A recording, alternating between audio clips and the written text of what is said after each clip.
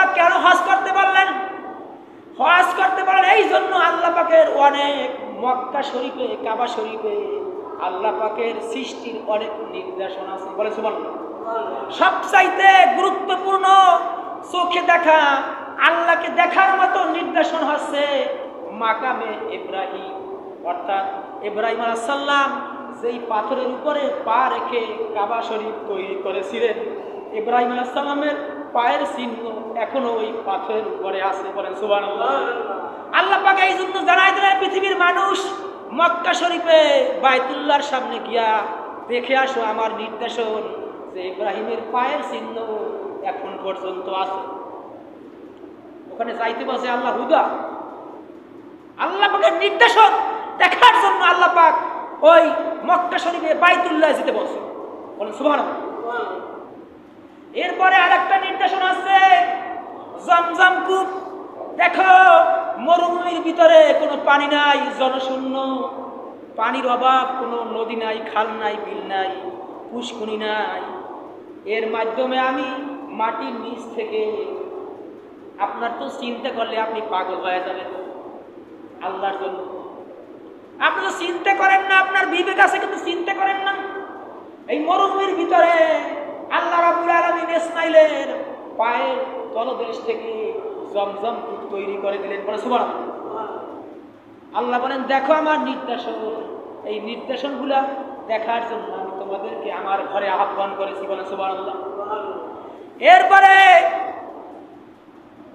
হাজরা সন্তানের পানির পিপাসায় সাফা মারওয়া 7 বার দৌড়াইছে। কয়বার? 7 বার। একবার এই পাহাড়ের চূড়ায় উঠে, একবার অন্য পাহাড়ের চূড়ায় উঠে পানির সন্ধান কোথাও পাইলেন না। আল্লাহ রাব্বুল আলামিন ডাকলেন পৃথিবীর মানুষকে, দেখো আমার ইব্রাহিমের স্ত্রী, আমার নবীর স্ত্রী, তিনি তার সন্তানের পানির জন্য এই সাফা মারওয়ায় 7 বার দৌড়াইছে। আর তোমরাও তার স্মৃতি কিয়ামত পর্যন্ত টিকে রাখার জন্য তোমরাও 7 বার দৌড়াও। বলেন সুবহানাল্লাহ। হাজী সাহেবরা যারা মক্কা শরীফ যায় তারা এই সাফা মারওয়া সাই করে। বলে আল্লাহু আকবার। আল্লাহ পাক এই অনেক নির্দেশন দেখার জন্য পৃথিবীর মানুষকে আহ্বান করেছে। দেখো মক্কা শরীফ যদি যাও, বাইতুল্লাহ যদি যাও, তাইলে তোমরা আমার পরিচয় পেয়ে যাবে। বলে সুবহানাল্লাহ। আমরা তো অনেকে হজ করি, কিন্তু হজ করি ঠিকই, কিন্তু হজ করতে গেলেই কিন্তু আমাদের হজ কবুল হবে না। হজ কবুল হওয়ার পিছনে কিন্তু অনেক শর্ত আছে। আমরা বোনের হক নষ্ট করে হজ করি, ভাইয়ের হক নষ্ট করে হজ করি, এলাকার মানুষের হক নষ্ট করে আমরা হজ করি। এই হজ কিন্তু কবুল হবে না। আল্লাহ রাসূল বলেছেন, যেই ব্যক্তি হালাল পয়সা দ্বারা হজ করবে, আল্লাহ পাক তার জীবনের গুনাহগুলি মাফ করে দিবেন এবং পরকালে আল্লাহ তারে বিনা হিসেবে জান্নাত দান করে দিবে। বলেন সুবহানাল্লাহ। কিন্তু কয়জনে হালাল টাকা দিয়ে হজ করি? হালাল পয়সা দ্বারা যদি কেউ হজ না করে তাহলে তার হজ জীবনেও কবুল হবে না। আপনি যদি দেখা যায় 5 বার 7 বার হজ করে, এরকমের কিতাবের ভিতরে পড়েছি 40 বার পর্যন্ত হজ করছেন, 40 বার পর্যন্ত হজ করছে, এরপর দেখা যায় তার হজ কবুল হয় নাই। বলে নাউজুবিল্লাহ। হযরত মুবারক রাহমাতুল্লাহ আলাইহি মস্ত বড় একজন মুহাদ্দিস ছিলেন। মুবারক রাহমাতুল্লাহ আলাইহি মস্ত বড় একজন মুহাদ্দিস ছিলেন। মুহাদ্দিস বলা হয় হাদিস শাস্ত্রে যেই ব্যক্তি পণ্ডিত্য অর্জন করছে, হাদিস সম্পর্কে যে বেশি জানে তাকে বলা হয় মুহাদ্দিস।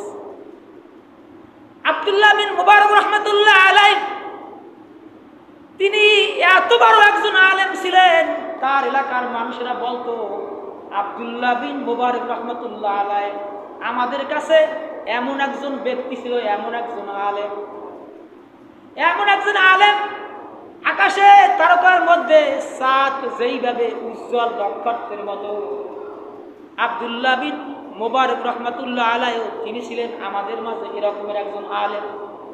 মানে আলহামদুলিল্লাহ, হজ করতে যাবেন, হজ করতে যাবে, টাকা পয়সা সব গুছিয়ে নিয়েছে, সব কিছু আসবাবপত্র যা কিছু দরকার সব কিছু তিনি গুছিয়ে নিয়েছেন। তিনি দেখেন হঠাৎ করে তার 7 থেকে 8 বছরের একটা ছেলে কাঁদতে আসে। বলে, বাবা তুমি কাঁদো কেন, কারণটা কি, তোমার কি হয়েছে? আমি হজের জন্য রওনা দিয়েছি, আর এই মুহূর্তে তুমি কাঁদো, কারণটা কি? সন্তান যদি কান্না করে দেখবেন বাবার কিন্তু মন খারাপ লাগে, লাগে না? বাবা মার কিন্তু মন খারাপ লাগে।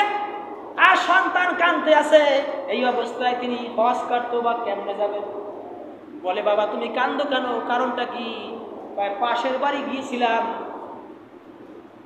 তারা গোস্ত পাক করতে আছে, কিন্তু আমি চাইছি কিন্তু আমারে দেয় নাই। বলে, চলো দেখি কোন বাড়িতে। আব্দুল্লাহ বিন মুবারক রহমাতুল্লাহ আলাইহি ছেলের হাত ধরে ওই বাড়ির সামনে নিয়ে গেলেন। বাড়ির দরজায় গিয়ে বললেন, আসসালামু আলাইকুম ইয়া আহলাল বাইত। ভেতর থেকে আওয়াজ এলো, ওয়ালাইকুম আসসালাম, কে আপনি? আব্দুল্লাহ বিন মুবারক রহমাতুল্লাহ আলাইহিকে দেখে তারা চিনতে পারলেন। বললেন, আপনি এত বড় একজন আলেম, আমার বাড়ির সামনে আপনি আসছেন কিসের জন্য? ভাই আমার ছেলেটা আসছিল তোমাদের কাছে। কয়, হ্যাঁ। তোমরা নাকি গোস্ত পাক করেছো, আমার ছেলেকে দেও নাই, আমার ছেলে নাকি চাইছে তারপরও দেও নাই। হ্যাঁ সত্যি আমরা গোস্ত পাক করেছি, তবে আমরা গোস্ত পাক করেছি, এই গোস্ত আমাদের জন্য হালাল আর আপনার ছেলের জন্য হারাম।